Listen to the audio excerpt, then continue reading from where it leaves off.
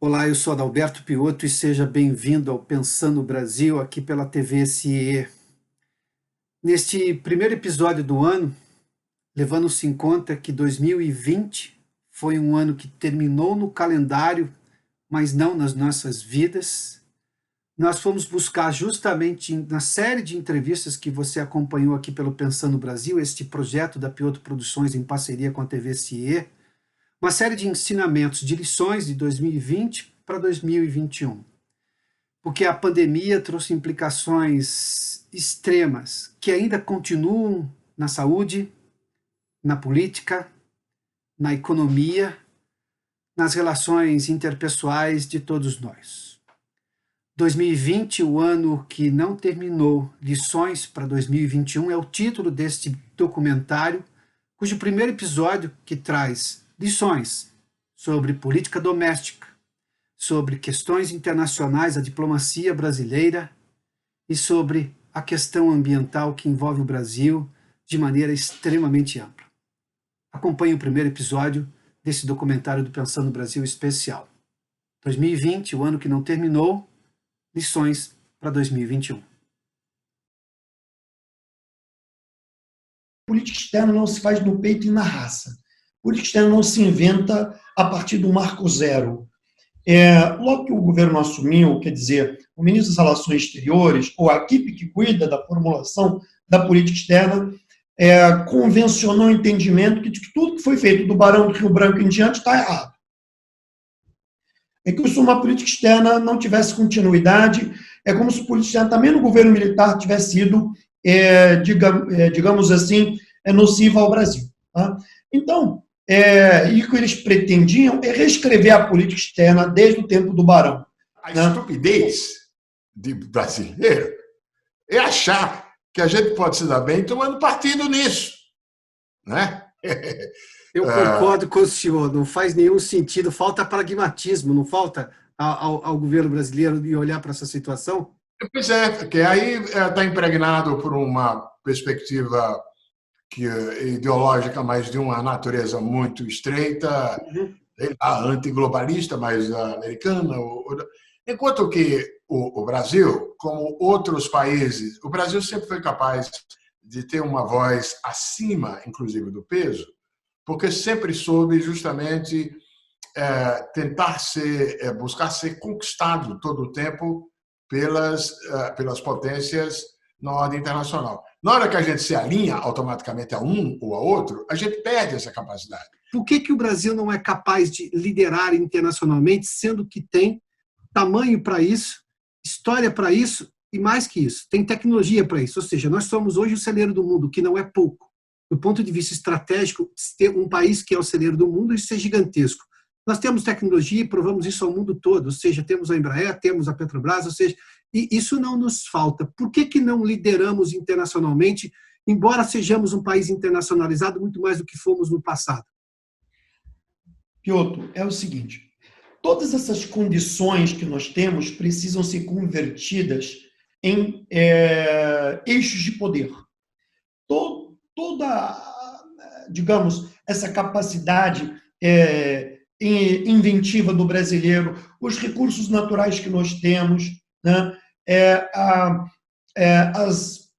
As plataformas de desenvolvimento sustentável que empregamos nas últimas décadas, precisamos converter tudo isso em política pública. Tá? Primeiro ponto central que nos impede de competir com as grandes potências ou de ser o Brasil grande, começa com uma coisa básica, educação. Eu não conheço nenhuma grande potência que não seja também uma grande potência em educação. Toda e qualquer grande potência, ela é uma grande potência educacional. Começa por aí. Se você não é uma grande potência educacional, você está desperdiçando todos esses recursos que você tem à sua disposição. Aí tem outro fator. Obviamente, você precisa converter esses recursos em políticas públicas. Quer dizer, uma boa educação vai lhe dar capacidade de melhor formulação de política pública. Melhor formulação de política pública, você vai empregar esses recursos que estão à sua disposição e isso vai te elevar a tua estatura no mundo para o nível de uma, digamos, não de uma potência, né? Ou de um país desenvolvido. Toda grande potência, todo país se define como uma potência, tem 5 pilares centrais que o colocam no patamar de destaque nas relações internacionais no mundo. O poder econômico, o poder militar, o poder tecnológico, o seu poder diplomático e o seu poder de inteligência. Esses são 5 pilares que regem. Tá? Muito bem. Olha, vou dar um exemplo. Vamos começar pelos Estados Unidos. Os Estados Unidos é uma potência militar, é uma potência econômica, é uma potência tecnológica, é uma potência de inteligência, tá?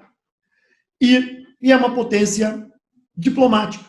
Então, se você olha esses pilares, eles estão basicamente equalizados na mesma faixa. Vamos pegar, por exemplo, a China. Tá? A China é uma potência militar, é uma potência econômica, é uma potência tecnológica, talvez não esteja no mesmo patamar dos Estados Unidos, é uma potência de inteligência, talvez não esteja no mesmo patamar dos Estados Unidos. Né? Então, o que eu quero dizer? Que nos Estados Unidos, esses pilares que regem o poder de um Estado, eles estão equalizados no ponto máximo de evolução. A China estão todos, digamos, no ponto superior. Pode haver uma diferença entre eles, mas eles são próximos, numa faixa nivelada aí de 0 a 10, entre 10 e 7. Dos Estados Unidos estão nivelados entre 10 e 9, ou 10 e 8. Vamos pegar, sei lá, a Alemanha. Você vai pegar esses 5 elementos de poder que estão ali, vão variando entre, sei lá, 10 e 7, 10 e 6. Agora, olha o Brasil. Nós somos uma potência com capacidade diplomática, isso é fato. Não temos uma capacidade, uma estrutura diplomática. O Brasil está entre as 10 potências econômicas, mas não temos mais nada nos outros 3. Nós não chegamos num patamar tecnológico de independência absoluta em comparação a esses países. Nós não temos o poder militar que eles têm e nós não temos o poder de inteligência que eles têm. E falta-nos ambição para isso, Hussein? Também até para poder complementar esses 5 itens dos quais você falou e que nos faltam pelo menos 3, pelo que vi aí, não é isso? No mínimo 3. E aí eu volto ao ponto central. Eles são muito assimétricos entre si, entendeu? O teu poder diplomático, na verdade, ele depende, para ele funcionar bem, ser bem empregado, dos outros. Do teu poder econômico, teu poder tecnológico, teu poder de inteligência. Entendeu? Então, o poder diplomático nosso talvez poderia ser muito melhor empregado e muito mais eficaz se os outros também fossem, de fato, equalizados no mesmo nível. O que eu acho que falta? Falta visão estratégica de país. No Brasil, o ciclo político brasileiro ele não pensa no longo prazo, não pensa em continuidade de políticas de Estado. Então, o que nós pensamos em políticas públicas ou estratégias de Estado de governo para governo. E quando você pensa assim, você perde o quê? A continuidade, a impulsão de projetar o seu poder no mundo. Por outro lado, a gente tem que pensar o que é melhor para nós. Claro. E não se alinhar. Um aspecto importante dessa discussão que estamos fazendo no novo cenário que vai ser acirrado é o confronto tecnológico entre Estados Unidos e China. Né?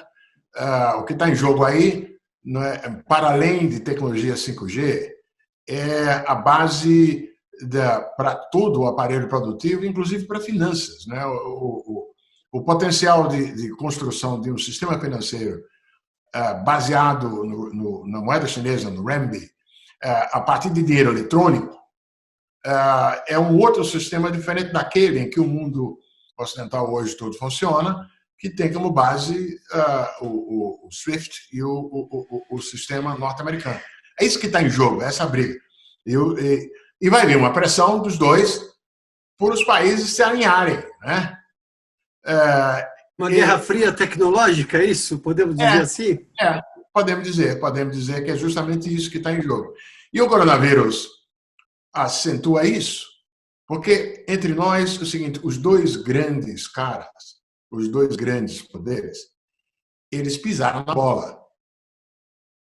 Os americanos estão pisando na bola ao mostrar uma incompetência relativa, ou pelo menos uma competência não tão elevada para lidar com o problema, como outros países ricos.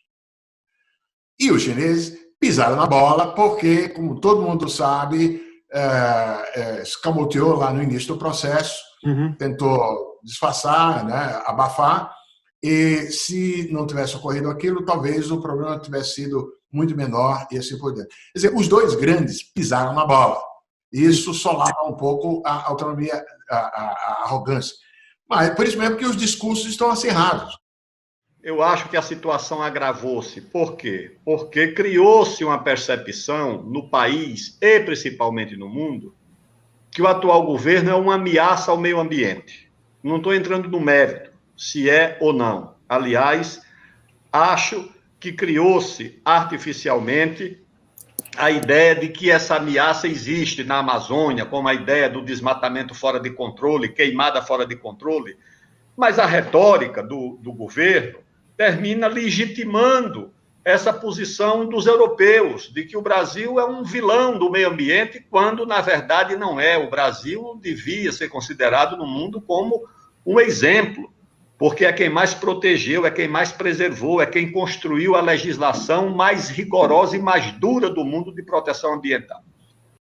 O Piotr, eu vou te dar um exemplo prático.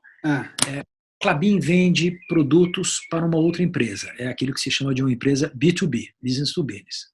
Pela primeira vez, nós recebemos uma ligação de um cliente dizendo que o cliente dele estava na frente da gôndola reclamando do produto porque era feito com matéria-prima do Brasil. Você imagina um negócio desse? Quer dizer, então é o seguinte, a pressão da sociedade hoje em dia, ela já está se dando através de uma linha, né? De uma, assim, não é mais... Assim, o sujeito claramente era um produtor de leite, no caso, e ele falou, o papel que você usa aqui vem da Amazônia, que está sendo devastada. E o sujeito falou assim, eu não vou mais comprar o teu leite se você não resolver essa cadeia de rastreabilidade. E o cara ligou para a gente para dizer que isso estava acontecendo e como é que a gente lidava com isso juntos. Não tivemos nenhum problema, porque a gente tem uma... Mas aconteceu com a carne, pode acontecer com alguns produtos agroindustriais, os países podem se aproveitar disso para criar mais barreiras não econômicas. Mas você veja que há um movimento da sociedade e há uma sofisticação que é capaz de fazer muita diferença. E essa diferença é capaz de transformar muito o mundo. E esse mundo pode ser melhor se nós soubermos o que fazer. Países não têm amigos, né? Países têm interesses. E nós temos, assim como os chineses têm, assim como os americanos também têm. Nós estamos preservando nossos interesses, ministro? E outro, o setor privado, sim. É um grande interesse, aprofunda esse relacionamento, busca um esforço maior de exportação ainda. Quanto ao governo, não sei dizer, porque eu sei tudo que você sabe, que a imprensa fala, tá certo? O que nós estudamos é o seguinte, o Brasil é um país muito grande, agriculturalmente falando, muito grande, muito importante no mundo. Vou só dar um termo para você entender quão grande ele é. A OCDE fez um estudo recentemente, secundado agora pelo USDA, que é o Departamento de Agricultura dos Estados Unidos, é o nosso maior concorrente, o USDA. Dizem a mesma coisa, dizem o seguinte, em 10 anos, a oferta mundial de alimentos vai crescer 20% para que não falte comida para ninguém no mundo. Segurança alimentar é o tema central. A pandemia consolidou essa preocupação da segurança alimentar planetária, né? Virou um fantasma, né? Segurança alimentar e sustentabilidade são os dois temas que pegaram muito peso agora com a pandemia. Então, para que a segurança alimentar seja garantida no mundo inteiro, precisa aumentar em 20% a produção de comida no mundo todo. Mas, Estados Unidos cresce 10%, Canadá cresce 9%, na Europeia cresce 12%, a Oceania cresce 9%. Mas a Eurásia, China, Índia, Rússia, Ucrânia cresce 12%, 13%. Ninguém cresce 20%. Então, esses estudos muito sérios dizem o seguinte, para que o mundo tenha um crescimento de 20% em 10 anos, o Brasil tem que ser 40%, o dobro. Então, tem uma demanda de fora para dentro fundamental. E por que razão? Nós temos uma tecnologia tropical espetacular, Temos terra e temos gente apta em todas elas cadeias produtivas. E o quarto tema é que tem mercado crescendo no mundo todo. Então, são 4 fatores que justificam esse espetacular crescimento das exportações que eu citei e do mercado interno brasileiro também. Então, a demanda no médio e longo prazo, de 10 anos, do mundo é gigantesca. Isso implica numa estratégia. Tem a ver com estrutura logística, política de renda no campo e diplomacia.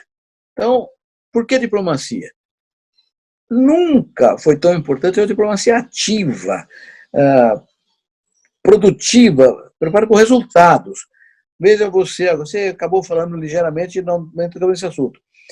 O grande acordo de interesse para nós é o acordo da União Europeia e Mercosul, que corre riscos, porque eu estou privado de alguns países europeus para defender os seus produtores, né? Criam dificuldade em alguns países para importar produtos do Brasil, até com argumentos, eu diria, inverídicos, né? Uhum. Não vamos produzir soja porque a soja é produzida na Amazônia com desmatamento ilegal. Isso é ridículo, porque é nulo o que produzimos de soja no desmatamento ilegal na Amazônia e o que existe lá de ilegalidade tem que ser combatido pelo governo, pelo setor privado brasileiro com vigor e é combatido por nós ativamente.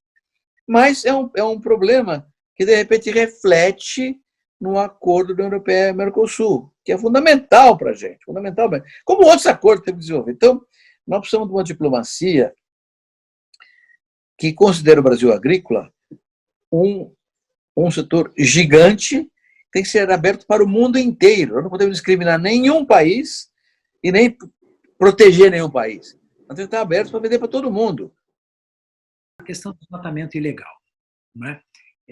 A popularidade, a reputação internacional do Brasil foi dizimada aí por causa desse tema da questão ambiental. O mundo perdendo a paciência com o Brasil. Não estou dizendo no longo termo, mas assim, estou falando dos últimos um mês e meio, onde o Larry Fink, lá, presidente da BlackRock, veio, disse que não ia mais colocar dinheiro no Brasil e trouxe toda aquela carta dos vários fundos que nos obrigou, inclusive, a 38 setores, o fundo deles, a fazer um pouco de frente àquilo. Mas vamos lá. Então, assim, essa questão ficou muito ruim. O que você precisa agora? Você precisa dar demonstrações claras de que você vai adotar medidas concretas para enfrentar essa questão.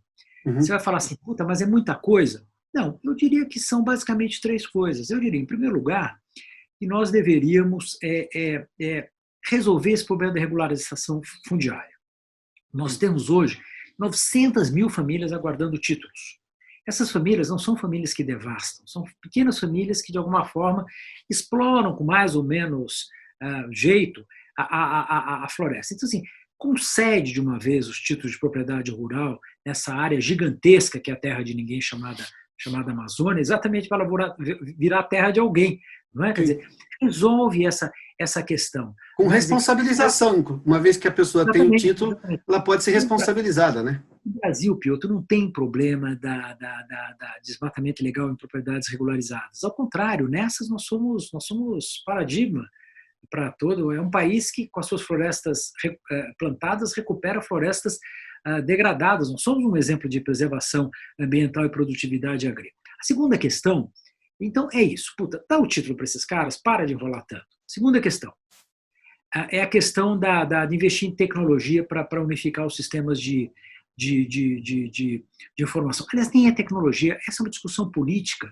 É impressionante os feudos das entidades ambientais. Eu respeito muito as ONGs, mas há determinados feudos, o Piotr, há governos regionais, há órgãos federais e forças armadas que resistem em unificar os seus sistemas de informação e compartilhar isso. É um negócio completamente maluco. Assim, nós dois resolveríamos isso com um pouco de coragem. Nós dois íamos sentar lá e ia falar, quantos sistemas tem? Tem 15. Então, chama aqui as ONGs, chama as pessoas. Pessoal, vamos fazer esse troço. Não tem como. Não, vou chamar um hacker aqui, um garoto desses de 16 anos, que eu aposto que ele monta um sistema aqui para você se conversar. Impressionante, sim. Eles não se conversam. E a terceira coisa é criar incentivos econômicos corretos para estimular a preservação de floresta e recuperação da vegetação nativa. Isso é o seguinte, é criar mecanismo de incentivo para a exploração extrativista. Você não tem grandes dificuldades de fazer uma coisa dessa. É mostrar que a preservação é um bom negócio. Não é? Valor econômico à preservação, é isso, né? Claro, quer dizer, é explorar aquela biodiversidade amazônica com jeito. É a natura da vida, você entendeu? Que está lá fazendo um belíssimo trabalho de busca de essências locais. Do Plano Collor, 90 até hoje, 30 anos, olha esses números, Piotr. A área plantada com grãos no Brasil cresceu 74%, 74%. E a produção de grãos cresceu 346%. Tecnologia na veia, né? Produtividade por hectare. Hoje nós cultivamos no Brasil 66 milhões de hectares com grão. 66 milhões de hectares com grão. Na verdade, é menos do que isso, mas tem uma boa parte que faz 2 safras, então umas 2 safras somadas dão 66 milhões de hectares de grãos. Se nós tivéssemos hoje a produtividade que tínhamos no Plano Collor, para colher a safra desse ano, seria plantar mais 103 milhões de hectares, além dos 66. Ou seja, 1,5 vezes a área cultivada hoje no Brasil tem que ser plantada. O que significa isso? A tecnologia brasileira é tão sustentável, que ela inibiu o desmatamento de 103 milhões de hectares. Isso foi feito, não é uma promessa ambientalista, não é um sonho romântico. Foi feito. Nenhum país fez um negócio tão extraordinário que o Brasil fez. Isso aí com grãos. Mas a mesma coisa com cana, com café, com laranja, com carnes. O de frangos no Brasil, no mesmo período, cresceu 495%. Extraordinário. Extraordinário. Nenhum país fez isso, né? Então, a tecnologia tropical brasileira realmente é espetacular e é sustentável. Agora, os defeitos que existem não são da produção profissional, é do aventureiro. Cara, que a Amazônia é um processo dramático. Tem lá hoje milhares de produtores que estão lá há 30, 40 anos e que até hoje não tem o seu título de propriedade da terra.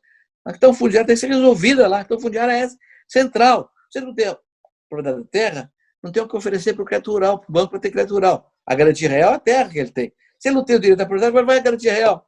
Então acaba desmatando ilegalmente, né? Isso, como isso tem milhares de problemas. Incêndios criminosos, é criminoso, tem que ser punido, não tem que discutir. Invasão de terra de índio, invadiu, tem que punir, não tem que discutir. É ilegal? Pune. Todo o país é dividido. Não é? A gente exagera. Nós, de fato, temos hoje 2 extremos. Mas é natural que isso aconteça. O que nós precisamos é o seguinte: é um projeto nacional, como diz você aí, que nos diga para onde nós queremos ir. Ou seja, esse projeto, em torno desse é que você tem que formar uma certa maioria. Para poder operar, nós estamos dizendo, o Bolsonaro tem 4%. O sucessor do Bolsonaro vai ter 1%. E o sucessor do Bolsonaro vai estar numa situação igual a do Jango Goulart. Quando ele fizer o orçamento, ele já começa com 3% de déficit. As despesas crescem, digamos, endogenamente. Elas crescem por forças internas. O mundo inteiro vai aumentar a dívida. Facilita a nossa vida, porque se o mundo inteiro aumenta a dívida, do ponto de vista de risco relativo, credores, etc. e tal, não estão singularizando um país em particular, né? Segundo, e é perfeitamente compreensível, essa dívida pública aumentada no mundo inteiro é um seguro social para a catástrofe, né? Uma coisa boa que se fez no Brasil e que espero, inclusive, seja preservada, é que tudo isso está sendo tratado e abordado, esse aumento de dívida, como um evento extraordinário e limitado no tempo. Ou seja, nós não estamos jogando fora o arcabouço de responsabilidade fiscal que estava sendo aplicado com um ajuste gradual das contas públicas e assim por diante. Nós não jogamos fora. Isso vai nos ajudar muito, porque mesmo partindo de uma dívida pública mais alta, a trajetória futura da dívida, que é o que importa mais do ponto de vista de investidores, de prêmio de risco, não vai ser necessariamente explosiva. Isso lhe ajuda. A segunda parte é que eu quero crer que a conveniência e os ganhos para o país de continuar com a agenda de reformas que estava sendo proposta, simplificar a tributação, tornar possível a presença maior de investimentos privados, complementando investimentos públicos em infraestrutura, melhorar o ambiente de negócios, não é? Rever a qualidade do gasto público. O problema do nosso gasto não é apenas que ele cresceu, é que ele cresceu com péssima qualidade, infraestrutura abaixo do mínimo necessário para manter, mas com o gasto público subindo. Então, a reforma administrativa, que vai, de certa forma, explorar um pouco a vantagem que os funcionários do setor público têm em relação a funcionários do setor privado em tarefas equivalentes, né? Esses são os caminhos naturais para a gente conseguir recompor a estrutura, a composição do gasto público para torná-lo mais amigável ao crescimento econômico. Era todo o benefício que vinha na esteira dessa ideia, que parece pouco, mas transparência na gestão da dívida, mostrar as diferenças entre uma dívida e outra. Alguns críticos diriam que isso tudo é farinha do mesmo saco, dívida é dívida, mas não é verdade. E, inclusive, o Brasil não diferencia também dívida bruta de dívida líquida. Todo mundo acha que o Brasil já deve muito e não podia fazer o Corona Bond.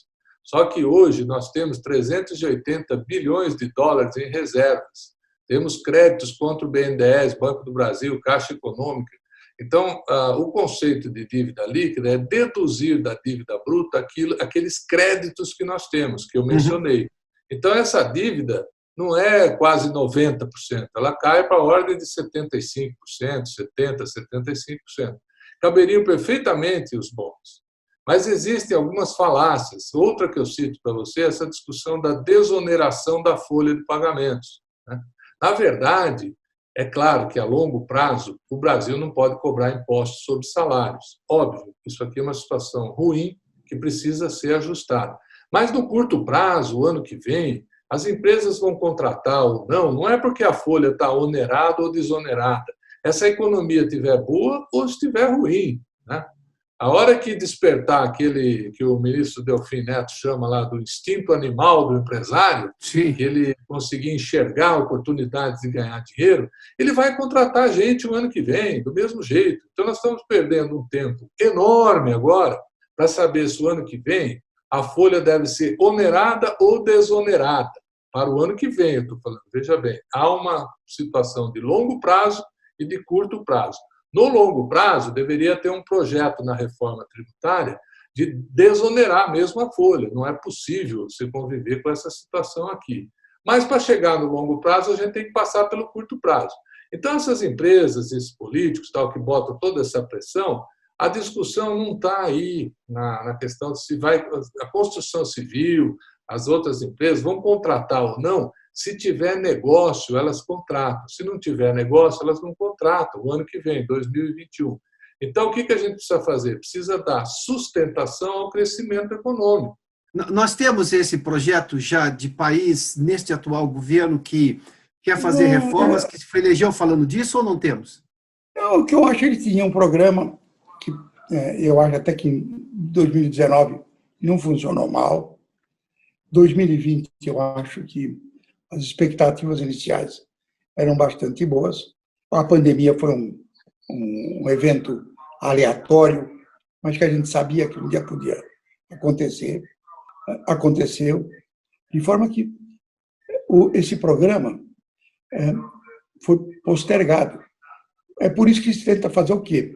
Se tenta sustentar o teto e agora fazer uma PEC em que, para obedecer o teto, você tem que obter espaço dentro do orçamento público para investir. Você só pode fazer isso se você der gatilhos para o executivo. Nós vamos ter que voltar, o Estado vai ter que voltar a investir, e não aumentando impostos. Na verdade, nos últimos 30 anos, nós viemos de 24% para 34% da carga tributária bruta. o Estado se apropriou dessa montanha gigantesca de recursos e não produziu nada. O que aconteceu nos últimos 30 anos? Nos últimos 30 anos, o Brasil cresceu 2%, uma porcaria. Pior, o crescimento você não mede. Eu cresci, mas se o meu irmão cresceu muito mais do que eu não cresci. Uhum. Crescimento é uma questão relativa. Então, usa um país que também não cresce muito como referência, os Estados Unidos. Calcula a renda per capita, em paridade de poder de compra, do Brasil e dos Estados Unidos. Você vai ver que lá nos anos 45, 46, nós tínhamos, a nossa renda per capita era 20% da americana. De 45, 47 a 82, 81, ela passou a 40% da americana. Nós crescemos. De 84 até hoje, ela voltou a 20%. Piotr, o Brasil está em pleno subdesenvolvimento há 40 anos. Ele está crescendo menos que o mundo há 40 anos. Nós é que ficamos brincando aqui dentro, fingindo que estamos crescendo. O problema do Brasil é que o crescimento, a retomada do desenvolvimento não está na agenda do país, não está na agenda das forças conservadoras, porque botaram na cabeça que só existe uma agenda, que é o combate à corrupção, porque isso foi para tirar os adversários do governo e serviu muito bem. Não estou dizendo que essa agenda não fosse meritória, nem fosse necessária, estou dizendo que ela não podia ser a agenda única do país. E a esquerda, os setores majoritários da esquerda, esqueceram a agenda do desenvolvimento, da justiça social, da redução das desigualdades, e agarrou-se à agenda do comportamento, a agenda das cotas, a agenda dos costumes, é essa agenda que preside a preocupação da esquerda. Esqueceu completamente a questão do desenvolvimento do país, como se houvesse saída para o Brasil sem crescimento. Qual a saída que o país vai ter sem crescer?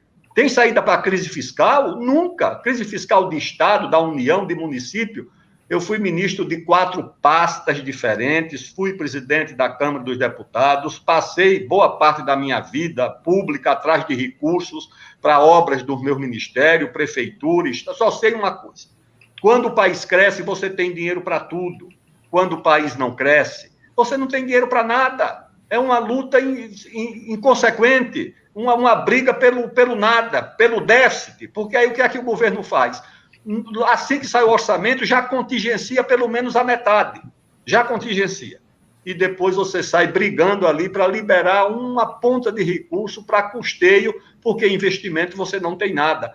Tem solução para a crise do desemprego se o país não voltar a crescer? Mas gerar emprego aonde? É em prefeitura, em governo de estado? Se a atividade privada não retoma os investimentos? Se o país não retoma os investimentos, mas como retomar investimento sem crescimento?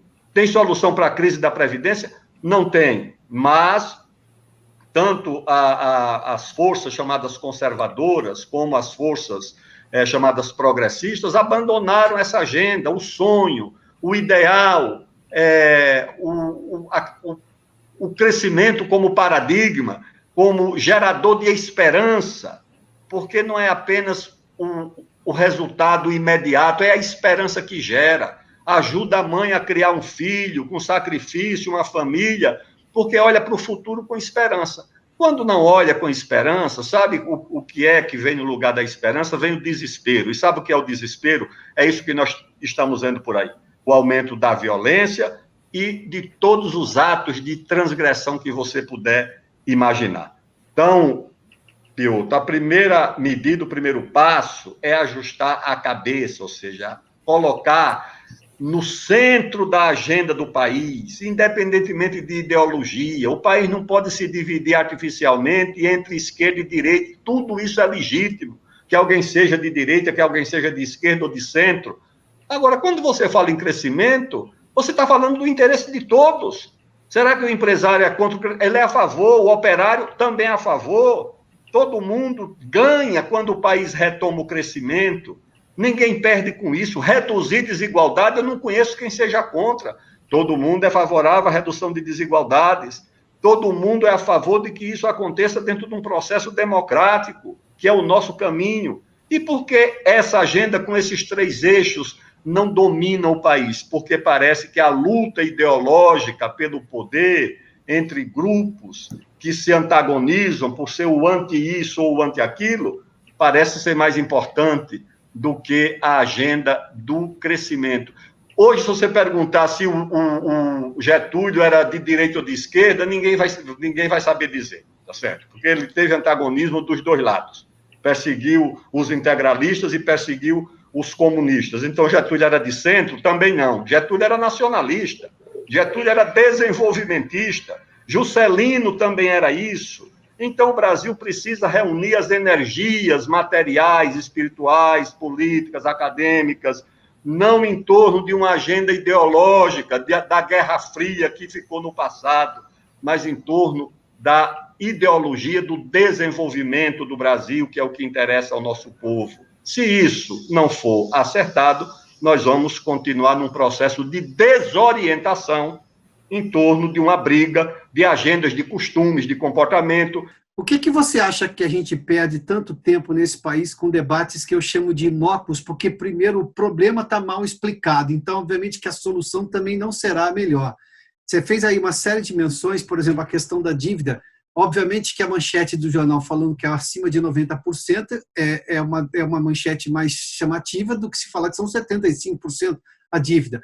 Mas eu não sei se o governo vai receber esse dinheiro, mas se eu partir desse pressuposto que quem tem para receber não vai receber, então vai se justificar calote de todo jeito. Bom, enfim, por que você acha que a gente perde tanto tempo em discussões? Quem é que fomenta esse tipo de coisa, discussões que eu chamo de inócuas, porque, obviamente, elas estão problematizadas da forma equivocada e que vão gerar, obviamente, uma discussão falsa, uma discussão falaciosa, para usar a sua expressão. Esse é um problema bastante complexo. Eu acho que a discussão dos temas no Brasil é muito rasa, discussão rasa. Muitas vezes isso nasce no interesse corporativo de algum grupo, a imprensa faz uma análise meio superficial, aí o legislativo toma algum tipo de interesse, e aí o executivo não tem força política para combater aquilo, e aí isso vai se disseminando, né? Disseminando. A gente tem isso, inclusive, no judiciário também. Tem algumas questões que a gente debate muito aí com os advogados, algumas verdades também que transitam dessas coisas do judiciário, que também são grandes falácias e sofismas, né? Então, eu acho que existe aí alguma coisa, nasce como uma fake news, vamos dizer. Sim. Talvez ela nasça de um interesse particular, um interesse corporativo, aquilo é colocado de uma forma viesada, não recebe uma contestação competente, passa batido na imprensa, que talvez muitas vezes se preocupa apenas em retransmitir, checa as fontes, a empresa séria, checa as fontes, explica tudo direitinho e tal, mas não vai mais fundo. Quer dizer, eu ouço vários comentaristas, sem a pretensão de parecer uma pessoa que sabe mais do que os outros, longe disso, eu estou dando a minha honesta colaboração. Falando desse jeito, parece que só eu sei as coisas e os outros não sabem nada. Longe disso. Mas existe, efetivamente, um grande mal aí nesse debate nacional, que alguém tinha que resgatar isso. Resgatar, mas tinha que ser alguém que tivesse credibilidade e que tivesse poder de movimentação, transformar isso em alguma coisa na prática. Eu vejo algum político que poderia fazer isso, algum grande jornalista, algum veículo de imprensa, alguém tinha que resgatar a qualidade do debate nacional, colocar, são questões técnicas, né? Que às vezes não cabe nem juízo de valor, não é questão de dizer, olha, aquele acha isso, o outro acha aquilo. É alguém que recomponha a tecnicidade do assunto para que ele possa ser conversado numa nova esteira, à luz desse rigor técnico maior. O Brasil, Piotr, fez o curso completo. O Brasil já foi um império autoritário com Pedro I. O Brasil já foi um império constitucional com Pedro II. O Brasil já foi uma república da espada com a na República. Depois o Brasil foi, durante anos, uma república democrática, até o Getúlio. Depois fomos um regime autoritário civil, que foi o Getúlio. Voltamos a ser uma sociedade democrática. Voltamos a enfrentar agora um regime autoritário militar. Superamos isso e hoje somos uma democracia plena. Piotr, do ponto de vista da política, nós fizemos o curso completo. Nós sabemos hoje o seguinte, com todos os problemas, com todas as dificuldades, nós sabemos que o único sistema capaz de sustentar um crescimento com liberdade é a democracia. O senhor teme que haja algum retrocesso nisso, ministro? De jeito nenhum.